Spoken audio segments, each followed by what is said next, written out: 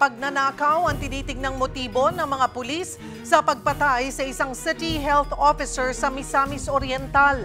Natagpuan ang biktima sa isang abandonadong van na tadtad ng saksak sa katawan. Para bigyan ng mukhang balita, Mobile Journal, Kayla Makantan. Sa gilid ng highway na ito sa Hasaan, Misamis Oriental, natagpuan ang isang kahinahinala at nakaparadang van at sa loob niyan, ang bangkay ng isang lalaki.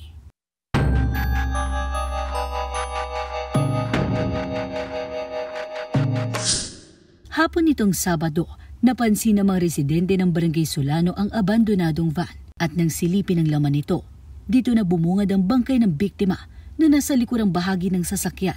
Sa investigasyon, nakilalang biktima na si Donnie Valdevilla Jr., 54 years old, residente ng Gingoog City ang biktima at Administration Head ng City Health Office. May mga saksak siya sa dibdib, leeg at iba pang parte ng katawan na hindi bababa sa 6 pero hinala ng mga otoridad. Patay na ang biktima bago pa inabandon na sa van. Na-recover naman sa loob ang 4 na bote ng alak pero nawawala ang kanyang cellphone, bag at pera.